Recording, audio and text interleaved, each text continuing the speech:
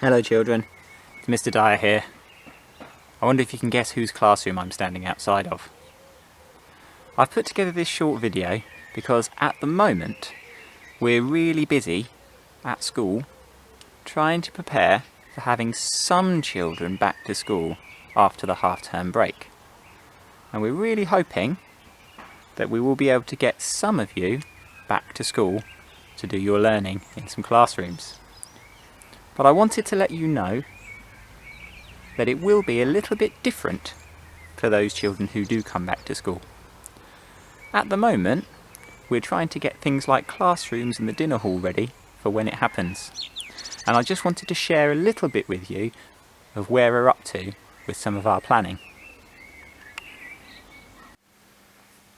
Now, unfortunately, even in some of our really large classrooms, like our spacious foundation stage unit, we haven't got enough room to fit all of the children in the school at the same time in a safe way. And so the government have asked us to invite some year groups back, but not others. So your parents will talk to you about our plans for how we can get some children in nursery back into the school, and then some reception children, and some year 1 children. And we're also going to try and get some year 6 children back to school in a few weeks' time. Unfortunately, that does mean that for the majority of you, especially those of you in years 2, 3, 4 and 5, for a little while yet, your learning is still going to take place at home. So here you have our usual 3B classroom, and as you can see, in order to fit as many children as possible, which would be 14 in this classroom, as well as a space for a teacher at the front and some room for people to move around the classroom, we've spread the tables out as much as we possibly can. There are enough desks in here for the children all to sit at one desk for themselves. They wouldn't share desks. Then on their desks and underneath their desk would be their books, their pencil case, all their own personal belongings that we provide in school, and they wouldn't be sharing those with anybody else. And to make the room as big as possible, all of the additional furniture like bookshelves and tray labels and things, they've all been taken away to make the room as big as possible.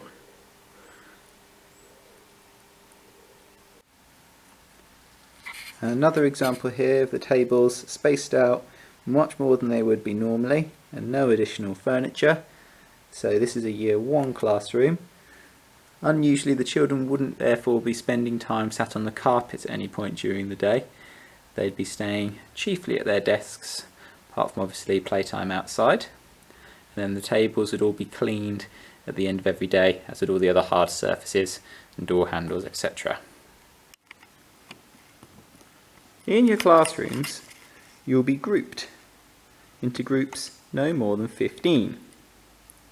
And you'll stay in those groups for all of your learning time during the day, and even when you go out to play. If you're a packed lunch, you'll probably also eat your lunch in that same room, and it will be cleaned afterwards. For children having school dinners, they can come and eat their school dinner in the hall, but the hall will have nowhere near as many tables in as normal. It will only have about half as many. You'll come with any other school dinner children from your same group, and you'll be spread out from any other groups. Once you've eaten your lunch, the hard surfaces, the tables, will all be cleaned down before the next group of children come to eat theirs, and you'll go and wash your hands again before either returning to class or going out to play in your designated space on the playground. Obviously we have lots and lots of space to make use of at break times and lunch times. So break times and lunch times can take place outside as normal, but you will still be playing with that same group of children who you'll have been spending your learning time with. We'll make sure that everyone has plenty of space to run around and enjoy their playtime, but you'll be staying in a certain area. So for example, you might be on, say, half of this large playground on the top site. You might be on one half of the field. you could be playing on the lower playground, or even in the breakfast club area. Everyone will have plenty of space to run around and play games, play football, have the skipping ropes out and things as always, but you'll be asked to stay in one particular part of the school.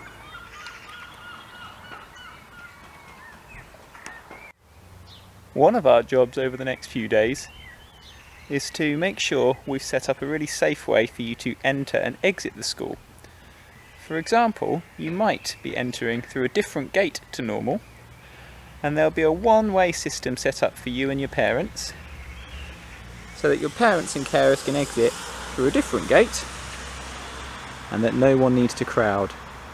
We also might ask children to arrive at slightly different times of the day, just to make sure that none of you have to queue and wait outside for too long, and we don't have crowds gathering. Now, some children will be coming to school, and most children, as we know, will be staying at home. Of those children at school, the vast majority of you will only be in school Monday, Tuesday, Wednesday and Thursday.